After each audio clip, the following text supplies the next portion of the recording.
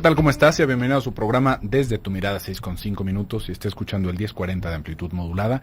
Radio Mujer, el sexto sentido de la radio. Estamos tras los micrófonos, sus psicoanalistas, mi compañera Gabriela Maldonado y su servidor José Luis Amarripa. ¿Qué tal, Gaby? ¿Cómo estás? Bien, José Luis, gracias. Me sentí un poco confundido porque tengo una sonrisa enorme aquí enfrente de nosotros. Y esta cara, pues adivine qué, sonría, hoy es el Día Mundial de la Felicidad. Era, Gaby, a mí se me fue la mitad del día sin saber que era el Día de la Felicidad. La ONU estableció en el 2012 el Día de la Felicidad para reconocer la relevancia de la felicidad y el bienestar como aspiraciones universales de los seres humanos y la importancia de su inclusión en las políticas de gobierno. Hoy se realiza una jornada para intentar dejar a un lado los problemas y conflictos y centrarse en aquello que nos haga realmente felices. ¿Qué tal? ¿A quién le habrá preguntado la ONU para tomar tremenda decisión sobre la felicidad? ¿No? A ver, vamos a ver qué nos dicen también. ¿Qué es la felicidad? Platón consideraba la felicidad como esa sensación de plenitud, paz y serenidad que nos llena de alegría interior y nos permite disfrutar de la vida. Por otro lado, el filósofo español Ortega y Gasset decía que cada persona es feliz de una manera, así que ya sea dando un paseo por la ciudad esta tarde en la primavera, o abrazando a la persona que más quieras, descubre tu felicidad y vívela al máximo, pero no solo hoy, sino todos los días, porque la felicidad es la mejor medicina para el alma, en ese mundo en donde la felicidad es una alternativa y una opción, ¿no, Gabriela? Curioso, ¿no? Una elección. Curioso, vamos a hablar el día de hoy sobre el egocentrismo destructivo, para pensar un poquito sobre esto también ahorita, intentando empatarlo un poco con esto de la felicidad, ¿no? ¿A qué nos referimos primero que nada para desarrollar el tema? Porque vamos a tener 2 días de este tema.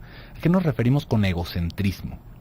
Egocentrismo muchas veces se va utilizando de una manera como peyorativa. Eres un egocéntrico, ¿no? Uh-huh. Es como si eres narciso, eres pedante, egoísta, ¿no? Egocéntrico, eso es como lo vamos utilizando en el día a día. Que quiere decir que nosotros pensamos que somos el centro del mundo, ¿no? Que la vida gira alrededor de nosotros. Y es que, si nos ponemos a pensar de una manera muy fría, ¿cómo podríamos pensar de una manera diferente si no tenemos una vivencia distinta en un principio? Cuando nosotros llegamos a este mundo, somos un eguito, como decimos nosotros. Estamos realmente sin conocer que haya nada más alrededor de nosotros. Hay teóricos dentro del psicoanálisis que hablan que al principio ni siquiera se reconoce a la madre como una persona distinta, sino como si fuera parte de nosotros. Imagínense lo precaria que debe de ser una mente para que no alcance a distinguir hasta dónde se termina su cuerpo. Nosotros hay que entender que vamos adquiriendo conciencia poco a poco a través de la experiencia y del significado que cobran esas experiencias. ¿Sí ve? Nosotros en un primer momento de lo único que tenemos razón y relación es que queremos comer, que queremos dormir y que queremos mantenernos calientes. Y posiblemente limpios, porque es una cosa muy desagradable, pero no entendemos que estemos sucios o que estemos limpios, sino que es algo que sentimos que nos está lastimando. Entonces, ahí es en donde se gira todo el mundo, en esta sensación de bienestar, lo podríamos plantear. Y esto es muy interesante porque muchas veces queda ligado con el concepto de la felicidad, que esa felicidad, digamos que incluye o involucra el no necesitar nada, el sentirnos plenos, el sentirnos acogidos, completos y sin peligro exterior ni interior. Esta sensación se va, digamos, como atribuyendo en un principio, esto se va planteando, haga de cuenta, como si fuera ingeniería reversa, ¿no? Nosotros vemos cómo está el resultado en un adulto y luego nos vamos hacia atrás haciendo conclusiones para ver cómo lo iba viviendo un niño. Esto no es algo que se le pregunte a los niños, evidentemente, es algo que se va sacando por inducción. En ese primer momento, ese niño piensa, o niña, ¿no? Niño de una manera unisex, va sintiendo, va pensando justamente que el mundo gira a su alrededor, o sea, él es el mundo. En ese primer momento nosotros pensamos, sentimos que somos el mundo, porque no hay nada más allá de nuestra hambre y nuestras necesidades. Solamente a través de las primeras experiencias de frustración es que nosotros nos podemos dar cuenta de que existe alguien más. ¿Frustración en qué sentido? Frustración en ese momento en el que mamá se quedó dormida, en el que mamá ya no está lactando, posiblemente por alguna cosa depresiva, pero en el momento en el que nuestras demandas no se ven cumplidas inmediatamente. Esto por supuesto que puede durar más o menos dependiendo de nuestro desarrollo, pero ahí es en donde nos empezamos a dar cuenta de que hay más gente afuera, de que yo no me estoy alimentando, de que yo no soy realmente el centro del universo en plenitud como lo imaginaba en un primer momento, sino que hay alguien más, esa señora o esa persona que está allá afuera, ese ente, ni siquiera es una mujer en esos momentos, ese ente es alguien que me está trayendo esta satisfacción, que me está haciendo sentir seguro, que tiene un lecho calientito en el cual yo me puedo acurrucar, y ahí es en donde empezamos a tener esa interacción. Pero una vez más, en pasos pequeños, en pasos de bebé, porque entonces el mundo no quiere decir que haya muchas más personas, sino que es esa otra persona también. Y esa otra persona está compartiendo el mundo. Por eso es que se tiene ese vínculo tan fuerte con la madre, por estas primeras experiencias. Entonces, vamos a ir viendo cómo se va a avanzar en el desarrollo y poco a poco, durante estos pasos, cuando nosotros empezamos a hablar, cuando empezamos a decir que no, cuando empezamos a ir al baño nosotros solos, es un descubrir que no estamos solos en el mundo, que nuestras demandas y que nuestros deseos no es lo más importante. Sin embargo, siempre nos queda ese recoveco, ese rezago de la ilusión de cuando todo era así. Y esto se puede ir manifestando en muchísimas dinámicas y en muchísimas estructuras ya como un adulto. Sí, lo que íbamos hablando, por ejemplo, los días anteriores, ¿no? De cómo una persona puede relacionarse aún como adulto con un otro único, que va a representar totalmente el universo. Sobre todo la pareja se presta para ocupar este lugar, para que alguna persona con esta historia o con esta forma de relacionarse, digamos, muy primaria, muy en lo primario, deposite ahí todas esas necesidades que en determinado momento estaban destinadas hacia la madre, ¿no? Hacia la madre, hacia la persona que estuviese de cuidador. Es la pareja la persona más común, como la imagen, en donde más comúnmente se va a depositar todo eso. Y como ya habíamos puesto muchos ejemplos en días anteriores hablando de la relación de pareja, bueno, pues termina por ser un aspecto destructivo, ¿no? Por eso se habla también, cuando se habla de un narcisismo que es necesario, que es además como imposible de esquivar, ¿no? Es imposible que no seamos como nuestra persona no sea desde la cual parte nuestro universo, porque pues son nuestros ojos desde donde vemos el mundo y nuestros oídos desde donde escuchamos, nuestro psiquismo a través de donde interpretamos las cosas.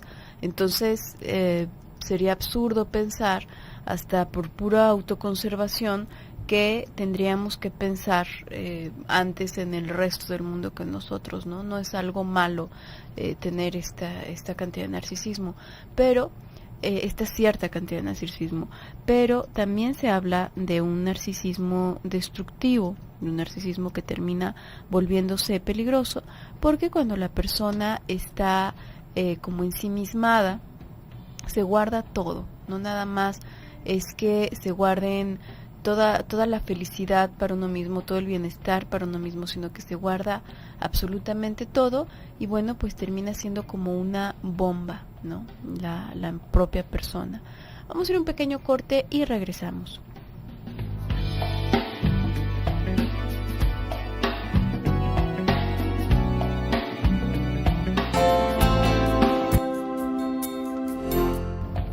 Estamos de vuelta en su programa Desde tu Mirada y le comento que ya estamos conectados en la sala de chat en www.radiomujer.com.mx, ahora sí en la sala de Desde tu Mirada. También ya estamos en Twitter en @Desde tu Mirada, y los teléfonos en cabina 31 22 11 90, 36 47 18 83. Y bueno, como le digo, estamos hablando el día de hoy sobre el egocentrismo destructivo. Antes del bloque comercial estábamos planteando ¿de dónde sale este asunto del egocentrismo? Porque al final de cuentas se acaba transformando en algo negativo cuando somos adultos. A nadie se le dice como un halago, ay, mira qué egocéntrico eres, ¿no? Qué padre tu egocentrismo, ¿no? Al final de cuentas nos remite a una cosa negativa. Y hay que entender que eso en algún momento fue nuestra única opción, nuestra única alternativa. Y es más, ¿quién podría pecar de decir que no es un egocéntrico? Nada más de imaginarse, por ejemplo, Gaby, en esto tan común, por ejemplo, en los signos zodiacales, ¿no? ¿Quién no lee su horóscopo? ¿Quién no piensa que las estrellas se han alineado al momento de su nacimiento, ¿no? Que nació bajo el signo de tal y porque el sol estaba en tal y la luna estaba en tal, y el universo, imagínese, interesadísimo en el momento en el que nacemos nosotros, ¿no? Contando que está ocurriendo, ¿cómo no podríamos pensar que las estrellas están alineadas para nosotros, ¿no? Están diciéndonos, nos están dictando una manera. Muchas veces nos quedamos con esta idea, no, pero es que realmente lo que leo en mi carta astral, o lo que leo en el horóscopo, o lo que me dijeron, pues claro que me queda. Imagínese que fuéramos así de importantes. Nada más, para empezar con lo de los signos, imagínese que usted nació, ¿qué le gusta? Sagitario, en algún momento, quién sabe en qué mes sea esto, pero si usted voltea a ver el cielo desde aquí, desde la Tierra, pues tal vez Sagitario sí parezca ese arco, sí parezca eso que los antiguos denominaron como Sagitario. Eso es desde aquí, desde nuestro punto de perspectiva, ¿no? Desde nuestro punto de vista. Pero si usted se va a otro lado, Sagitario pues ya no va a aparecer, para empezar ni siquiera aparecen cosas, ¿no? Pero se necesita mucha imaginación. Pero si se va a otro lado del universo, esa constelación no va a tener el más mínimo sentido. ¿Qué nos hace pensar que nuestro punto de vista sobre el universo decide cualquier cosa? ¿Sí ve? Es como esta idea, esta fantasía que van teniendo muchos niños, que la luna los sigue. Ay, es que a mí me sigue una estrella, me sigue la luna. Eso es egocentrismo. Y ese tipo de pensamiento está en todos nosotros. Como le digo, queda un rezago en nuestro desarrollo. En algunas ocasiones muchísimo más, y en otros menos y controlable, y nos alcanzamos a dar cuenta de lo mágico y absurdo que resulta plantearnos como si fuéramos el centro del universo. No nos vayamos más lejos, ¿no? En la propia historia de la humanidad se llegó a pensar que el universo giraba a nuestro alrededor, que el sol giraba alrededor de la Tierra, no que la Tierra giraba alrededor del sol. Y al primer pelado que se le ocurrió decir lo contrario, por sus teorías, por lo que veía, por su observación, se le castigó de herejía. Imagínese. ¿Por qué? Porque esto era la creación de Dios. Nosotros somos la creación de Dios. Y por lo tanto la Tierra tiene que ser el centro del universo. Fíjese hasta dónde se pueden llevar estos excesos. Y ahí no estamos hablando de niños que estaban en el kinder. Estamos hablando de personas adultas con cargos gubernamentales, con decisión y opinión de peso como para ejecutar a alguien y para manejar un país. Personas que pensaban que somos el centro del universo. Imagínense, no hace mucho tiempo, cientos de años. Esto nos va a acompañar durante muchísimo tiempo de nuestra vida. Ahí la diferencia es que mientras vamos creciendo, nos vamos dando cuenta de que no es así. Nos vamos dando cuenta a medida de lo que podemos soportar de esto. Porque ahí también no es una alternativa, no es como que digamos, me voy a dar cuenta o no me voy a dar cuenta. Sino que el egocentrismo va cimentando nuestro aparato psíquico, nuestro fundamento mental, en el que se está intentando preservar una unidad de ser. Por eso es que es tan importante esto, y por eso es que es parte de nuestro pensamiento infantil. Es una manera de mantener una unidad en nosotros. Si yo no soy tan importante, entonces, ¿qué carajos hago aquí? Entonces, ¿qué sentido tiene que trabaje? Entonces, ¿qué sentido tiene que haga, que mueva, que busque?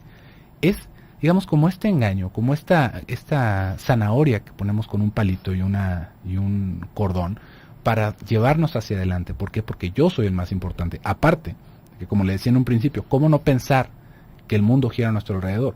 Nosotros no podemos tener una concepción muy alejada de esto. ¿Por qué? Porque en el momento en el que nosotros moramos, ¿no? en el momento en el que nosotros dejemos de existir, nosotros ya no vamos a dar testimonio de que el mundo sigue. ¿Sí ve? Ni pudimos dar testimonio de que el mundo existía antes de que nosotros naciéramos por nuestra experiencia. Lo sabemos por la historia, lo sabemos por lo que escribió la gente y por nuestro razonamiento. Pero más allá de eso, nuestro ser no concibe la posibilidad de dejar de existir. Podemos hablar de esto, podemos teorizar sobre esto, pero realmente una representación no la podemos tener. Entonces, esto del egocentrismo nos vamos a dar cuenta, como le digo, de que es algo que nos va a acompañar, de que es algo que tiene un fundamento, tuvo un sentido dentro del desarrollo en nosotros. Pero, justamente, mientras más tiempo prolonguemos nuestro soporte en eso para mantener una unidad en el ser, es que se puede volver algo destructivo, así como lo estábamos hablando el día de ayer con la vanidad. Uh-huh. Sí, exactamente, y es hasta una especie de, digamos, como de desventaja, no se me viene una palabra más adecuada, que tenemos ya de entrada para alcanzar a ver el mundo, porque nos es muy difícil no verlo de forma egocéntrica desde el momento en que lo vemos desde nuestros ojos, como decía hace un momento, ¿no?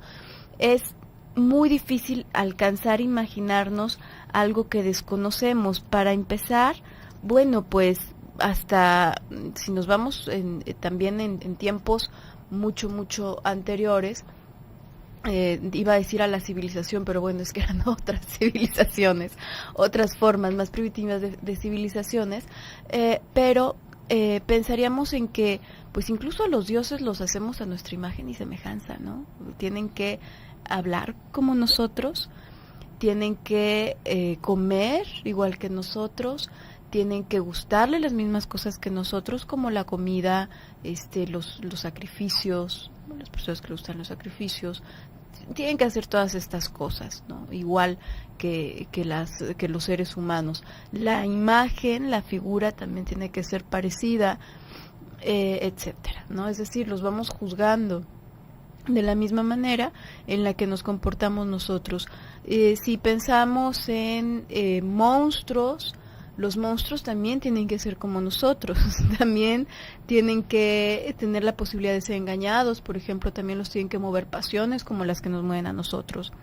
A los fantasmas igual, a los extraterrestres igual, los extraterrestres tienen que ser humanoides, no pueden ser en forma de chícharo, porque los chícharos no son importantes, nosotros somos importantes, entonces no pueden ser en forma de chícharo, tienen que ser como nosotros y además tienen que hacer las mismas cosas que nosotros les hacemos a las otras especies cuando las investigamos, que sacarlas de su hábitat, ponerlos en una plancha, estarlos hurgando, midiendo, haciendo cosas, etcétera. Entonces es difícil, pero entre más infantilizada esté la cabeza, más apegada va a estar a estos pocos recursos. Digamos que cuando tenemos muy pocos recursos o muy poca capacidad elaborativa, nos vamos a ir a lo más cortito, y lo más cortito es pues lo mismo que yo, ¿no? Lo que ya conozco debe de ser idéntico que yo, no puede pensar distinto que yo esa persona. Por ejemplo, si está haciendo tal o cual cosa es por esto, y sí, así es porque yo lo digo, no puede tener un pensamiento distinto, no puede tener una motivación distinta a la mía, etcétera. Es más, hasta el hecho de que muchas personas se molesten por la orientación sexual de alguien, ¿no? ¿A ti qué?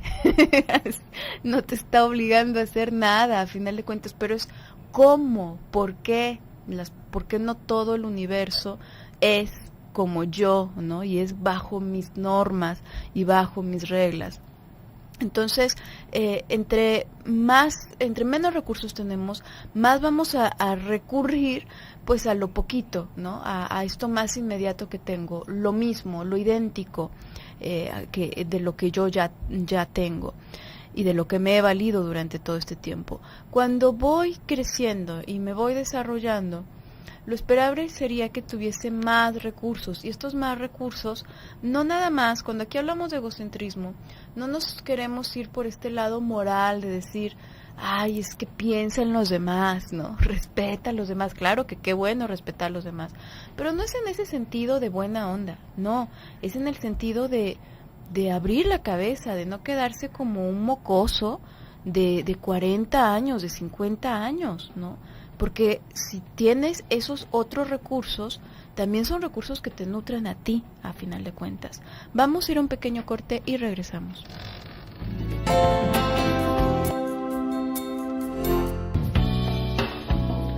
Estamos de vuelta en su programa Desde tu Mirada y tenemos aquí algunas participaciones. Nos está llamando María Padilla. Siempre los escucho, pocas veces hablo. Felicidades. Salud. Muchas gracias, María. Por estarnos escuchando. Seguramente hay muchas otras. Salud. hay muchas otras personas que nos escuchan y que, bueno, no se animan a participar.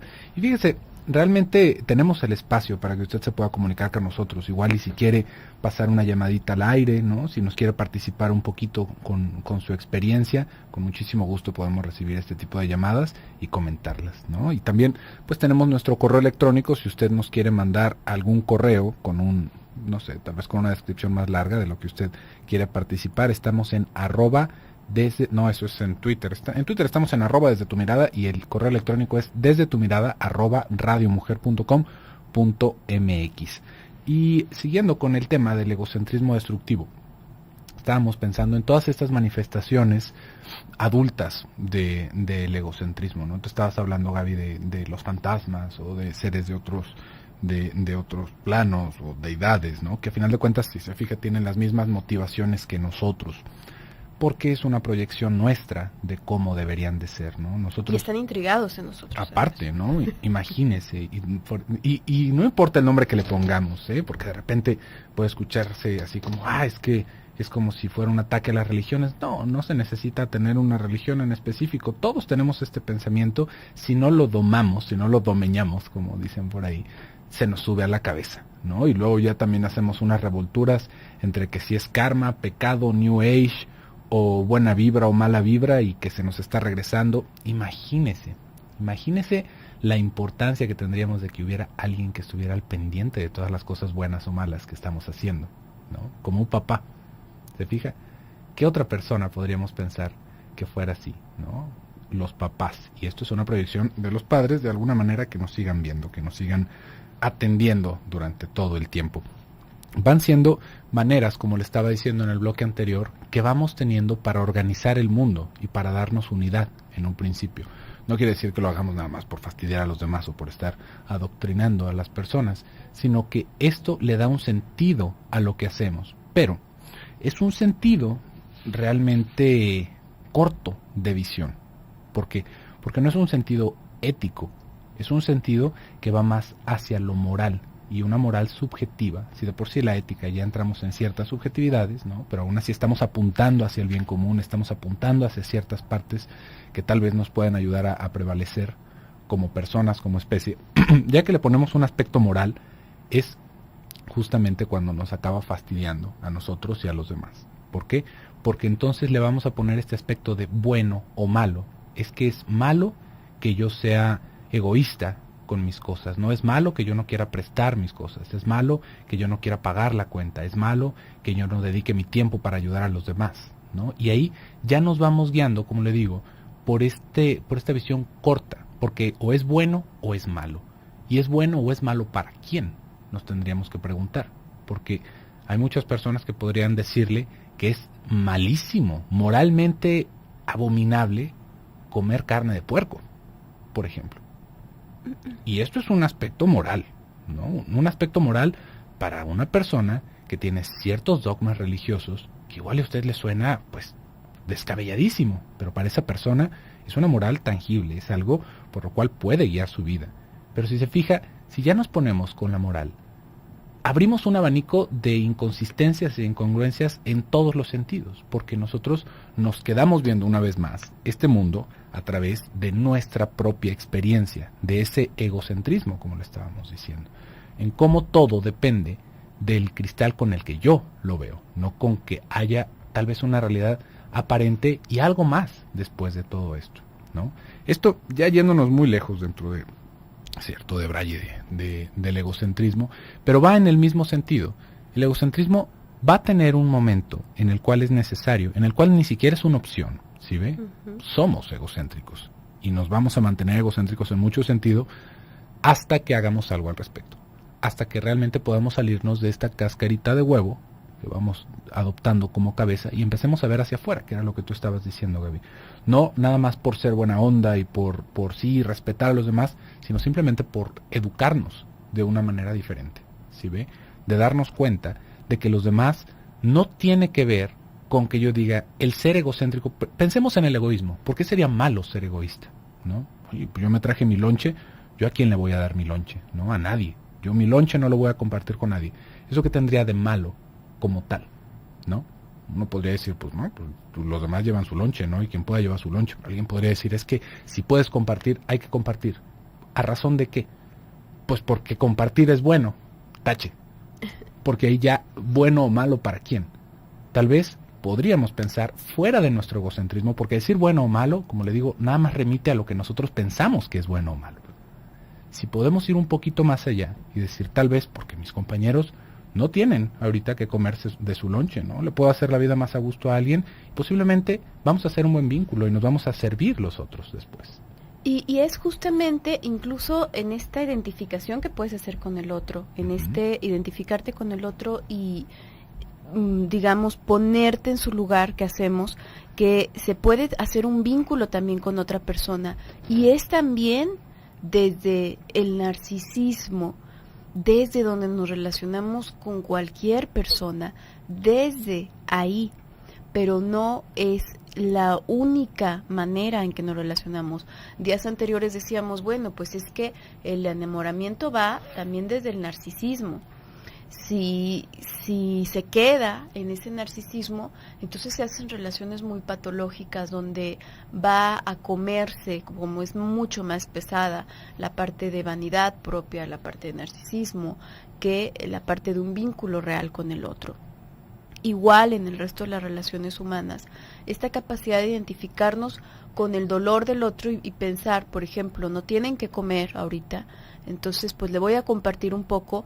¿Por qué? No porque sea buena persona, es porque a mí me está doliendo, es porque esa hambre o eso desprovisto que tiene esa persona me está causando malestar. Entonces lo que estoy tratando de hacer es calmar mi malestar, alimentándolo al final de cuentas, y no me hace una mala persona. No tiene nada de malo que tratemos de obtener algo a cambio de lo que damos. Es imposible que alguien haga algo sin obtener nada a cambio. No es cierto que hacemos cosas sin obtener nada a cambio. Siempre hay un intercambio, siempre hay una transacción. Entre más silenciosa, entre más escondida sea esa transacción, puede volverse más perversa y mucho más costosa, ¿no?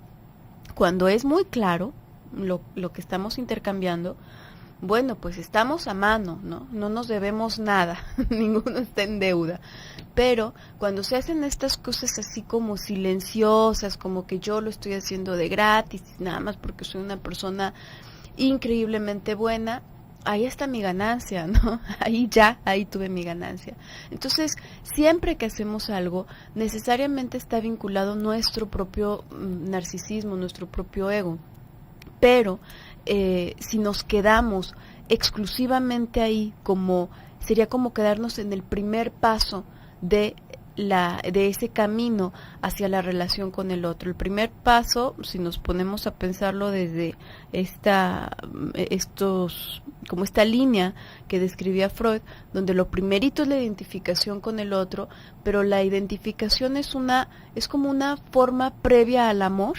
La identificación es una forma primitiva del amor y es un afecto canibalístico, es un afecto que tiende también a tragarse al otro, a consumir al otro.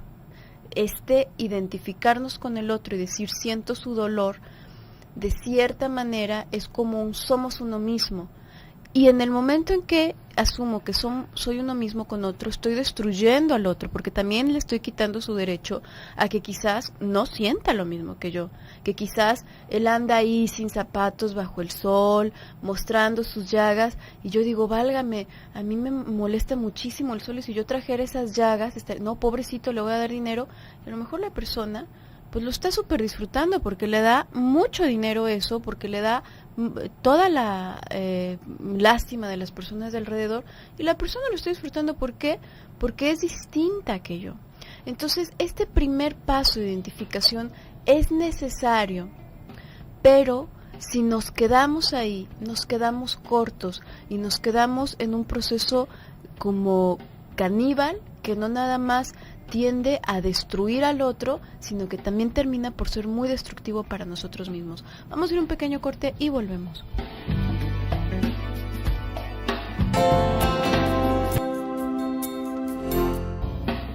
Estamos de vuelta en su programa Desde tu Mirada y ya estamos en el último bloque del programa del día de hoy, pero ya escuchó, el día de mañana vamos a continuar con este tema egocentrismo destructivo y tenemos más participaciones. Tenemos aquí a Mirna que nos está llamando, nos dice: estoy de acuerdo con las teorías psicoanalíticas, en lo que no coincido es en que los astros no influyen en los humanos, en su personalidad. Por ejemplo, yo soy Piscis y soy muy compasiva y sensible, y así lo marca el signo. Pues, ¿qué podríamos pensar de esto, Mirna? Es curioso porque es pensar, como estábamos planteando hace rato, sobre este asunto del egocentrismo, en el que pensamos que el universo está alineado para nosotros.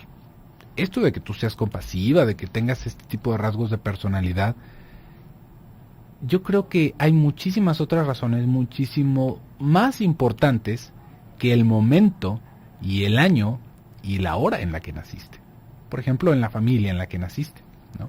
Imagínate, esto tendría que decir que todas las personas que son Piscis tendrían que ser compasivas. Y seguramente va a haber por ahí algún maloso que nació más o menos. Es más, que seguramente hasta comparte tu mismo día de nacimiento. Entonces, ahí es en donde este asunto va más hacia nuestra propia fantasía, ¿sí ves? Hacia la fantasía de que eso tiene que ver con nosotros, de que eso nos afecta a nosotros.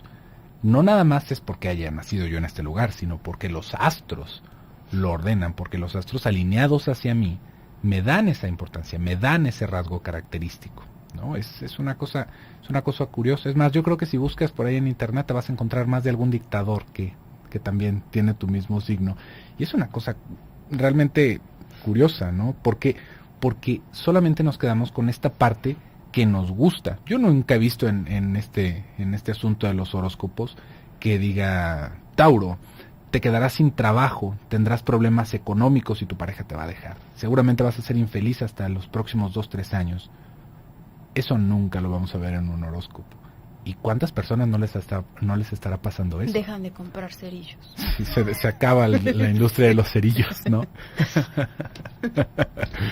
Sí, por supuesto que no. ¿Y cuántas personas acaban desempleadas diario? ¿No? ¿Cuántas personas no están pasando por una enfermedad gravísima? Y esto no aparece en los signos zodiacales, ¿no? Por ahí, de repente hay algún valiente que leyendo las cartas astrales habla de enfermedad, pero de cómo la podemos evitar, ¿no? Ese es el asunto del egocentrismo, fíjese. No es porque tenga que ver algo necesariamente con los horóscopos, que ya de por sí es una idea un tanto descabellada, sino por el hecho de pensar que esto nos da control, porque el horóscopo no nada más es por hablar de, ay, mira qué padre, ¿no? Ahí dice que yo soy compasivo, que soy generoso, que soy muy inteligente, ¿no? Claro, como soy Capricornio, como soy Leo, pues ahí dice que soy muy inteligente, que voy a poder salir a mis problemas.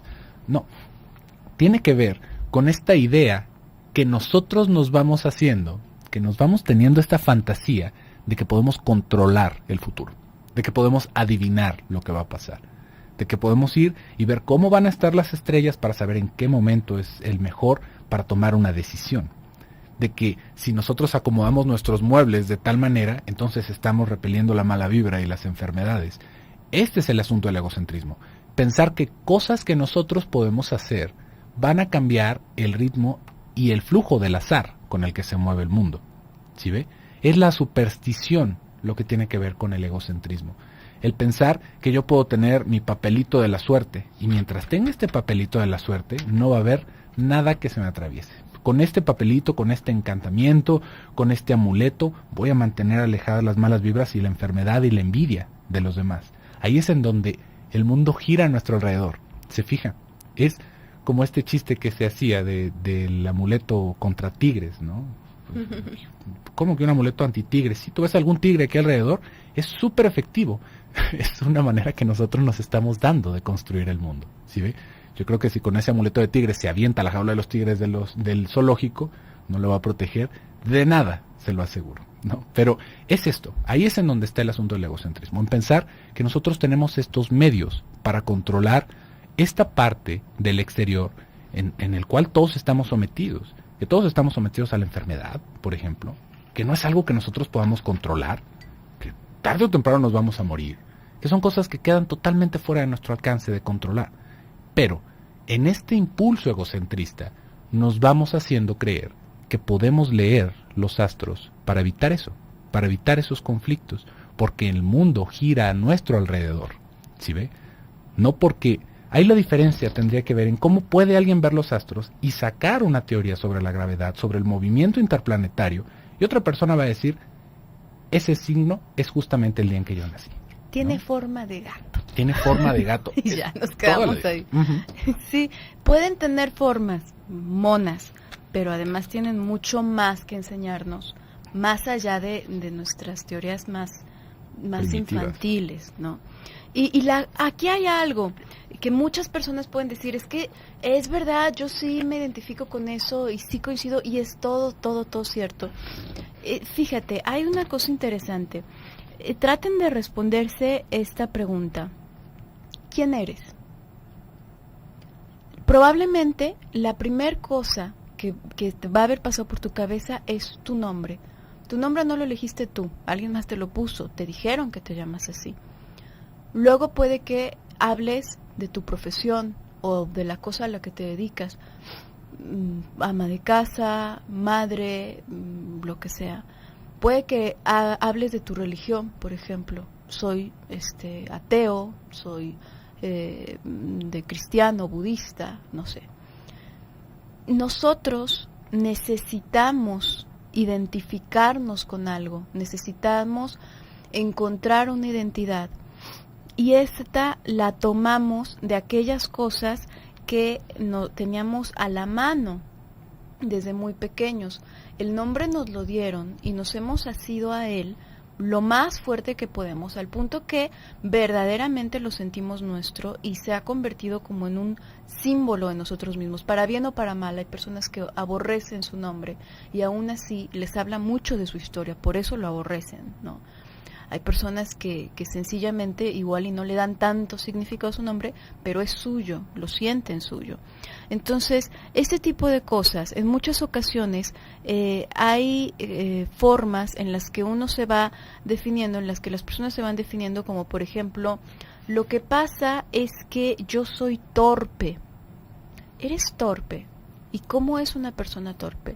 Bueno, lo que pasa es que yo no entiendo, ¿de dónde habrá sacado esa persona que es torpe? ¿Por qué será que cree que es torpe? Porque probablemente alguien, no es como que alguien te diga que eres torpe y te vuelves un torpe, o que alguien te diga que eres inteligente y te pone música clásica cuando eres niño y entonces te vas a ser un genio. No es de esta manera lineal.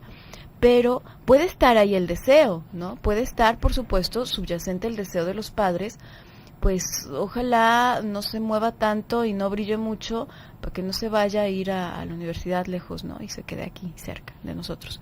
Y entonces qué conveniente que nos volvimos unos adultos torpes. Pero a final de cuentas, estas cosas, hay muchas ocasiones en las que sería como preguntarnos qué fue primero, el huevo o la gallina. Es decir, a lo mejor tú escuchaste que eres Piscis y que los Piscis son tal y tal, y dijiste, claro, tengo que ser una persona compasiva. Te lo estoy poniendo de una forma muy burda, digo, no es tan directo. Antes que los astros y todo esto hubiese ocurrido, y entonces tú estuvieses forzada, predestinada a ser una persona compasiva, ¿no? Porque también pensar de esta manera nos hace más chiquito el mundo, más chiquitas las nociones y nuestras posibilidades, porque ya nos sentimos como predeterminados en muchos sentidos. Anónima nos dice, nuestra familia nos hace egocéntricos y no podemos decir no. ¿Cómo evitamos esto? Siempre nos sentimos culpables. Fíjate, Anónima, quizás estás confundiendo un poquito. Ser egocéntrico, una persona egocéntrica no tiene por qué ser una persona que no sabe decir no. Hay familias que tienden únicamente a hacer que las personas, que los miembros de la familia se guarden dentro de la familia y que no puedan decir no a nadie que esté dentro de la familia. Mañana retomamos tu participación para poder revisarla más a fondo. Por favor, sintonízanos. También todas las demás personas que nos están escuchando. Yo me despido por hoy. Soy Gabriela Maldonado. Yo soy José Luis Amarripa. Que tengan muy bonita tarde. Hasta luego.